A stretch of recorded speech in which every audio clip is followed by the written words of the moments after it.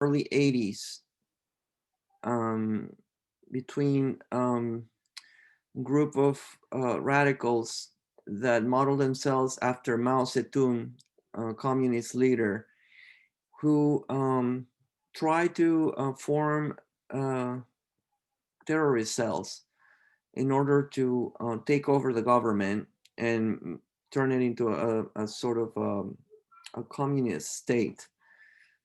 And this started in the 80s and went throughout the early 90s up to around usually 92, 93.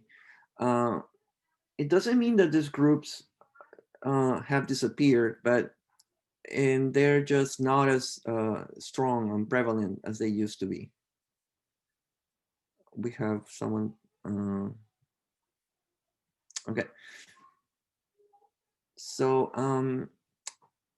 this is what was going on, and in this war, you had this radical, this terrorists, and then the government.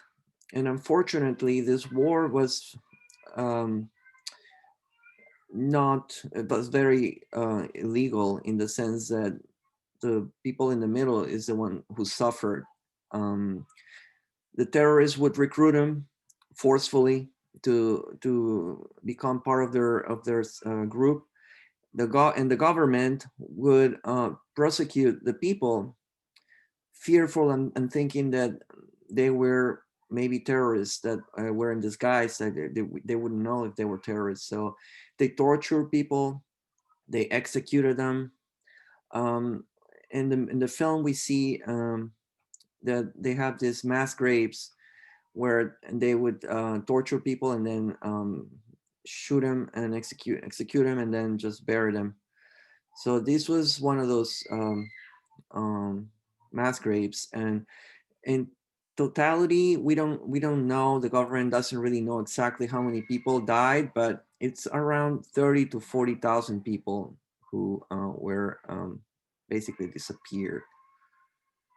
One of the groups was called Shining Path. Someone is asking me. Yes, it's called Shining Path because this was the a term used by a famous Marxist intellectual in Peru, Jose Carlos Mariátegui, who in one of his essays wrote about socialism being the shining path for progress and modernization in Peru. Of course, this group took this term and appropriated it for their own means. Jose Carlos Mariátegui never spoke about killing innocent people. So that's where the name comes from. There was another group too called Tupac Amaru, which is the name of this indigenous rebel and during colonial times, and that was another group. But the major group was Shining Path. So I lived through those years. I was back in Peru. I was an adolescent, and they were really hard years. I lived in Lima, the capital, but the war was everywhere. And when I mean everywhere, I mean not only in the Andes or in the Amazon, but also in the capital. I used to live in a building with my parents and my siblings, and just across the street from the building, there was some sort of branch for the Ministry of Education, and the building had cops at all times. They had like 8 cops that lived in the building basically, and they would take obviously turns and like replacements.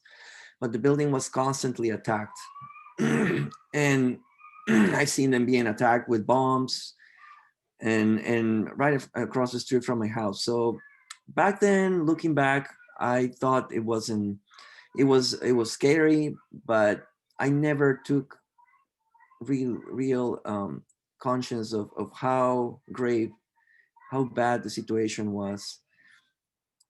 There was a car bomb 10 minutes from my house where and my sister's school.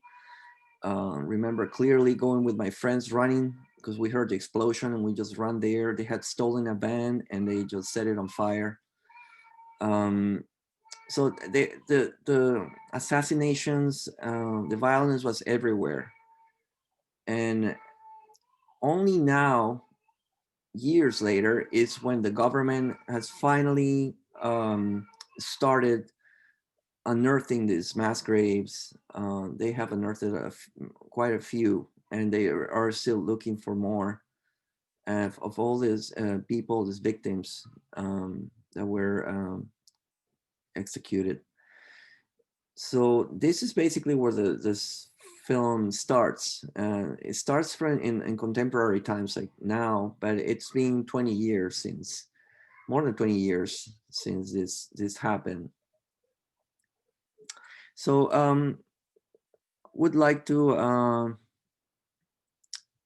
yes, I would like to please, if you could type your questions. Somebody's asking me, can you repeat who the war was between and again? Yes. So the war was between this group of people, radical people that model their thinking and their ideas on Mao Zedong, which was a Chinese leader, communist leader. And the idea was to form these cells, rebel cells. And when I mean cells, it's groups of people, like two, three or four.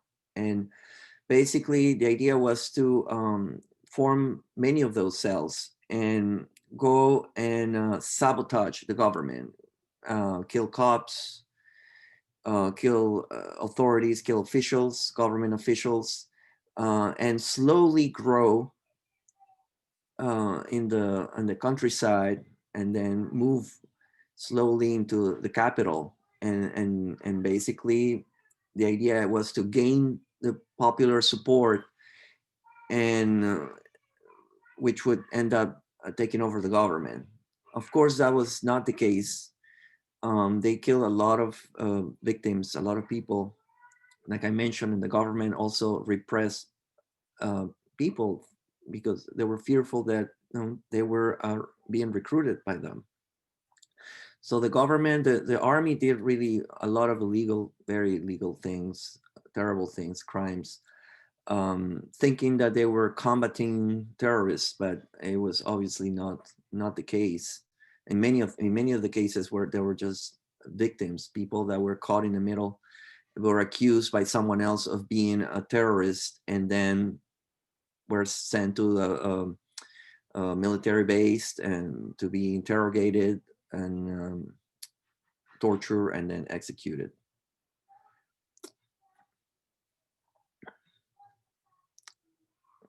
Um, Joseph is asking me, is the Peruvian government still intentionally neglecting the situation and slowly lowering the process through the bureaucracy? Yes. The short answer is yes. You see in the film how clearly Fidel, um, anthropologist, the forensic anthropologist, going to the government building and realizing how all these human remains are being moved into a location that is unacceptable, in the sense that they're moving in like almost to an outdoor area on the roof of this building. And what we know clearly that that is not acceptable, because all the evidence will be lost with just the weather. It's not an ideal place for that. So we can see Fidel, the character that is, it seems to be emotionless. He's not really emotionless. He's not too expressive, but we can see that he's always ruminating, thinking of what's happening. So that is one of the in one of the scenes, that when he goes up to the roof of the building and we see all those boxes, it's a clear symbol of the government's indifference towards this. The most of the people that were victims, that were that we see those boxes are people that are very humble peasants, lower class people, and the government doesn't really care so much for them. Of course, they are doing their due diligence now, and they're doing the investigations, but there's certainly a lot of things that could be better. a lot of red tape, a lot of um, bureaucracy, not enough help, and you can tell that the character Graciela is obviously she needs closure.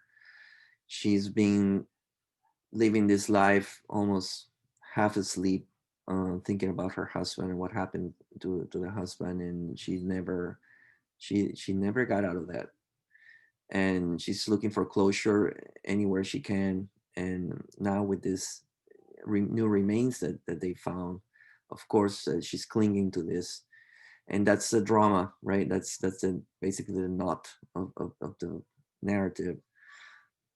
Someone else is asking, at the end, did they just end up giving the unknown remains the identity of Graciela's husband to give her closure and put the body to rest? Yes, I think that's the clue, or the key. I think the director is clearly uh, trafficking on the ambiguity of the situation, where first of all they were told there were only 8 bodies in there, and then there's this ninth body that they find. Then they also examine the body and notice that they really tortured this person, as if they knew he was someone. um, then we know that Graciela, the lady, remembers the sweater, and remembers not only that, but remembers exactly where the stitchings that she made were. So that immediately tells you that that should be him. That should be the husband. But then the doctors argue that, well, that somebody else could have been wearing the sweater. They exchanged clothes apparently while they were in captivity, so this is not necessarily him. Um, Also, it seems like it's not possible to have a DNA test. The remains are probably too deteriorated by that time. I assume. I'm not a scientist, but I assume.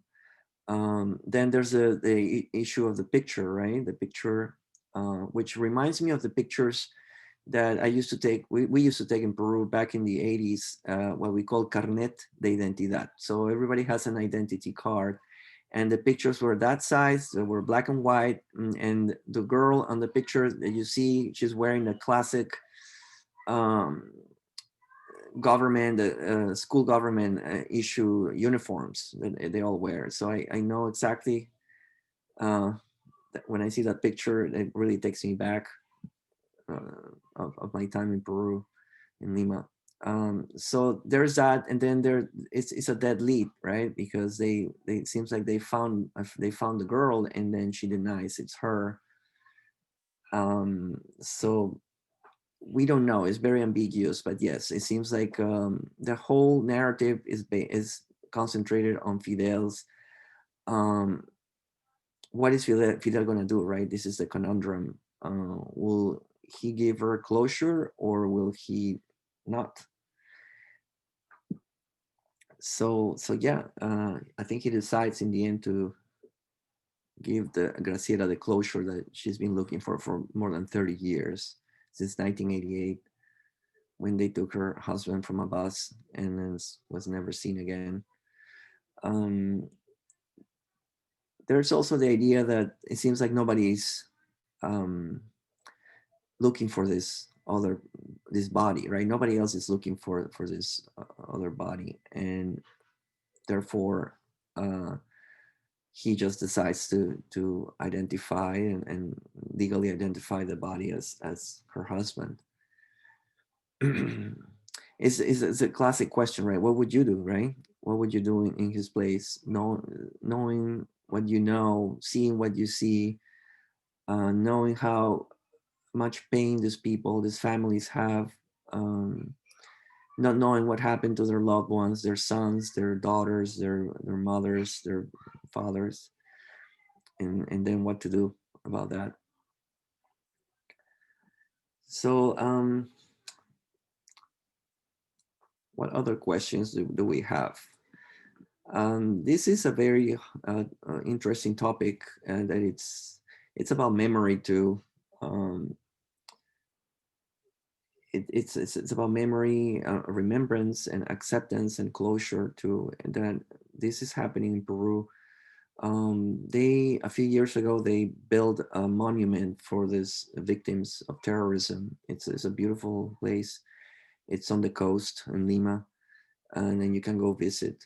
Um, and it's there's still I think the whole country is still like grappling with what happened. And like I said, the families of the victims, a lot of them are still looking for closure. Um, and it's been decades already, but it doesn't mean that we're just gonna forget. And like I said, these groups are diminished by now. There's very few people left. They are hiding in the mountains, in the jungle in the Amazon in Peru. There's very few left, and they are tied up with drug trafficking in that area. This is how they survive. But they no longer have the same pull that they used to have. I came to this country in 1992. I was 18 years old. Um, it was like 2 years fresh out of high school. And by the time I left, um, Fujimori had taken over. He became the dictator. And they caught the leader of the movement of Shining Path, Presidente Gonzalo was called, Gonzalo, Abimael Guzman. And he was captured in Lima and sent to jail. He's still in jail. He's gonna be in jail forever. Um, and that marked the beginning of the end for these groups, because the leader really was very important for them. And then they became unorganized, and they were much more easily controlled and by the government. Ethan, with watching this, reminded me of what was happening in Brazil and the kidnappings that were there. Will the government compensate for the lost lives? That's an interesting question. Brazil had, well, every country in Latin America had their own issues. Brazil had military dictatorships like all the other countries, and back in the 60s, 70s, and they exiled a lot of people. They didn't have the number of killings, assassinations that other countries had, like Argentina or Chile, for instance, in the 70s. But certainly, political repression and violence was the norm of the time. Um, will the government compensate for the lost lives? There's been talk about that. Um, I'm not that aware of it. I'm not like super informed of that.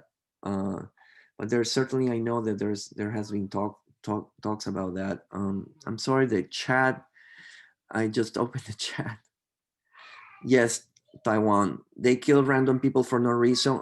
It's because they were torturing someone to find out who was a terrorist, and that person, because he was tortured or she was tortured, accused someone else just to avoid the torture, and then it became a chain reaction, and then they would catch that person, and then they would do the same, and this is how they would round up people and just do what they were doing to them. Sierra is asking me, why did they involve children in the war? Well, it was mostly young people, um, young adolescents, maybe 10, 12, 13-year olds, the ones that are easily recruited. Same thing happens in Africa with the soldiers, the young soldiers. They can be much more easily controlled, of course, and they can do what they want. Uh, why does Fidel, Terrell is asking me, why does Fidel get so upset after seeing the little girl while he was cleaning the bones? I think that scene is very harrowing, and They're working on another set of remains, and there's this um, dress, right? And then there's the other doctor too, the female doctor. They're cleaning up the dress, and she's crying because she's seeing that it's a dress for a 8-year-old girl that's been executed. And I think that's where the upset is coming from. They're, these people, the forensics anthropologists, what they do is they reconstruct what happened to these people. So they basically, identify the body, and they know exactly what happened. You see in the beginning how they show they were shot in the head, the broken bones. They knew what, this person was tortured.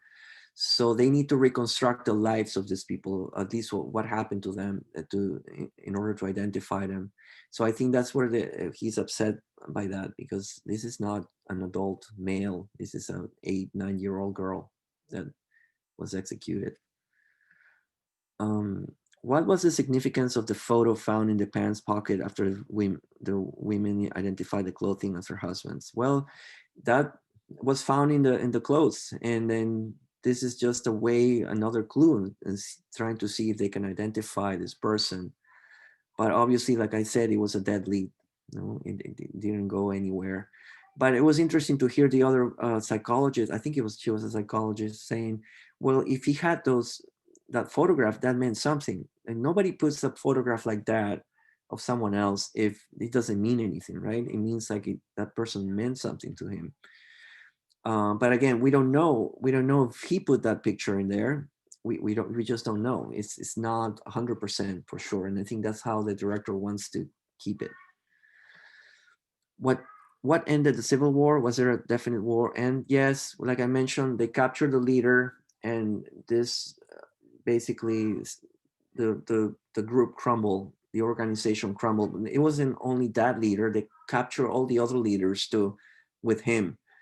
He was hiding in Lima, and that's actually an interesting, and you can find out. And they did the cops, the police did a really good, detective work. They had an idea where he was, but then they would just go, and the cops would get dressed like the garbage man, and the guy that sells the newspaper, and they would just stake the house. There was a stakeout, and then they would go through the garbage, because obviously he wouldn't come out. They would go through the garbage to find clues that if whether he was there or not, and they knew that he was sick. He had diabetes, I think, or high blood pressure, and so they knew that what kind of medications he was taking. So they would go through the garbage, and that's how they found him. And then they picked a date, and then they went in the house, and then barged in, and they found him. But that's a fascinating story to just to read about. Is this still happening today? Like I mentioned, there's a few of these remnant groups, and they're mostly in the Amazon, so they're still there, but they don't have the same um, strength that they used to have. When I left Peru '92, they were not far from really causing trouble and like maybe taking over. I wouldn't say they would take over, but they had gained a lot of strength by the time I left the country. Um, did they put the remains of the body parts in a casket out of respect of the family, or was it because they had to? No, once the process, and that was the bureaucracy, right? Once he identified the body, they gave the body to the wife, and then she gave it a proper burial. As you saw, there was a funeral, and then um, you see the grave. He's not a grave digger, but he's like the employees, I guess, the ones in the cemetery putting that headstone with his name on, you know, symbolic too of the burial, right? So in Peru and in Lima, especially, the cemetery is called El Ángel, and it's a huge cemetery, and it's built on like cement blocks. So it's not really like you don't bury them in the ground. They just create some huge cement blocks of very tall ones, and then they just stack the bodies on top of each other, like sort of like floors. Did Fidel lose his father in the attacks? I don't think so. There's no, there's nothing about Fidel. All we know about Fidel is that he also has a lot of stress, not only because of his job, but because he's divorced and it seems like his kids live not in Lima, but in somewhere else, maybe in another country. So we know that he's also obviously he doesn't live a happy life. What was the lady's name? Graciela. Can you explain the ending? Well, the ending is basically what happened, and he decides to uh, legally identify the body as Graciela's husband and give her closure. Are Peruvians still hesitant to talk about the massacres? Is it largely remembered yet unspoken? No, and well, I don't think so. I think that if you meet the families of these people, they would be very glad to talk to you about what happened to them. I don't think it's taboo in that sense. They want to be heard, and that is the problem. They want to be heard. They don't want to forget, and that's how they feel. Um, other people, I would say people like me. I mean, I didn't really have anybody, uh, in my family being a victim of what happened, but I saw it all around me. Obviously, we condemn what happened. Um, we never nobody ever really agreed to what happened, and like what the government did, we just found out years later. Of course, this was all clandestine. This was not on the papers. All you would read on the papers was that the government was fighting against them and they were winning, but that's just what the government wanted you to know, and we didn't really know exactly what was happening. So if you ask me as a Peruvian, I would say yes, I'm obviously very upset, about this. Do you know how many people's bodies are still missing versus how many people they have found? That's a good question. I don't have the numbers. They calculate between 40,000 people disappeared. They have found a few thousand. I don't think they have found everyone. You said the terrorist group was inspired by a Chinese leader. Yes, Mao Zedong, uh, communist leader. If you read the story of China, he wrote the book on guerrilla warfare, and you can find his model, his method. So the leader of the Peruvian Shining Path was a philosophy professor. Oh, watch out for professors. And he was a Marxist, but he had this idea that he didn't want any political parties. He just wanted to create havoc and a revolution and follow that model and take over the Peruvian government. That was his idea. Is it customary for the people to bring food to the workers? That is just a way of thanking them. People are so thankful to this people that are working on the bodies and trying to identify them. Of course, they know they're helping them, so it's nothing against them. They're actually very happy to see them, and they are very grateful.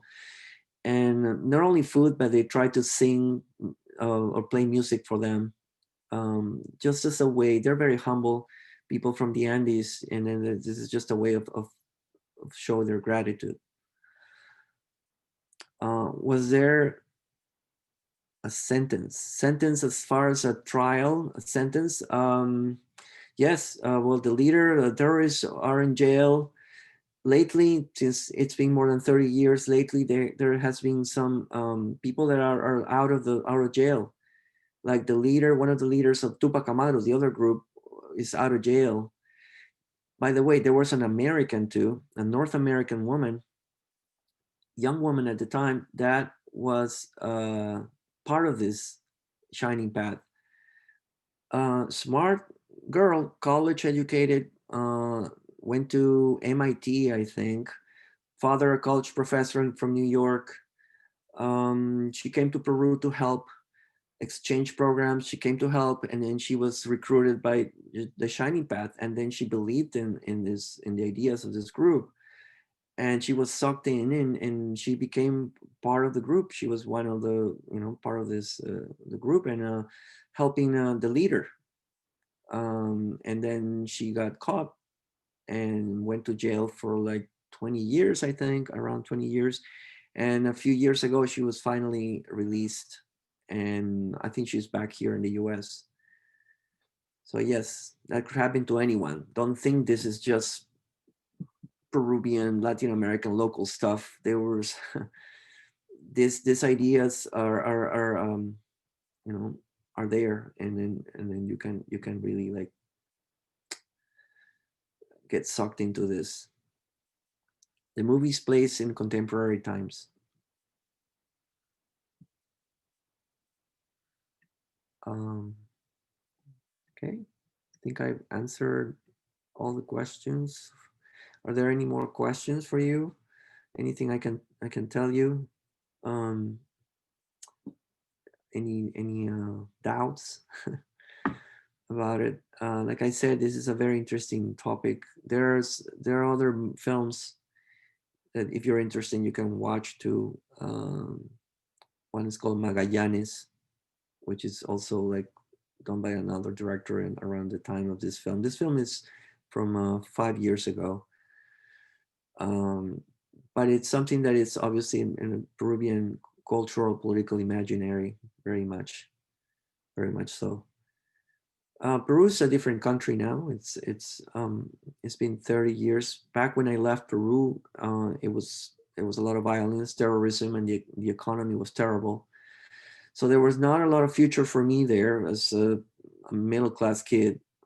Um, no jobs, so things were not good. So my father had done. My father was a doctor in Peru, but he did his residency in the United States, and when he did, my older siblings were born there. So when things were hairy in Peru in the 80s, they left Peru. They were Americans, North American citizens, so they left.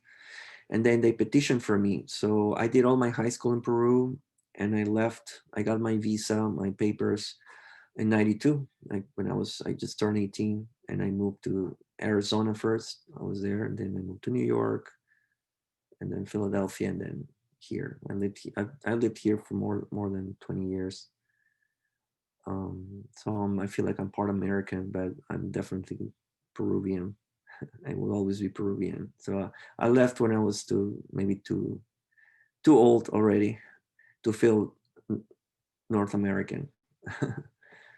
But I certainly have North American traits. It's they're asking you're asking me about the name of the war. I mean, doesn't is it the terrorist? I mean, it's terrorism in the 80s. Doesn't really have a name per se. Um, you can just type Shining Path, and then you should be able to find the information about it. Uh, there's a bad movie called The Dancer Upstairs. I think it's on Netflix or Amazon Prime, and it's based on the capture of the leader of the Shining Path. But it's just it's based on it. It's not like you know not totally factual. I think, but it's interesting. If you're interested in that, you can watch it. Are there any other questions? Well, I hope you liked the film. I know it's like a little heavy, but it was. I hope that you were able to appreciate this story. The next film is on November 10th, and it's a Chilean film about. It's called Perro Bomba. It's about a Haitian immigrant that goes to Chile, and it's the immigrant experience in Chile, which is could be interesting, especially with what happened to Chile right now when they changed their constitution, which I'm very happy for them, and the people are going to be hurt. Um, so November 10th is the next and last film, and thank you so much for being here, for logging in. Callie, thank you so much for helping me with this recording and your technical support. And I hope to see you on November 10th for the last film. Bye.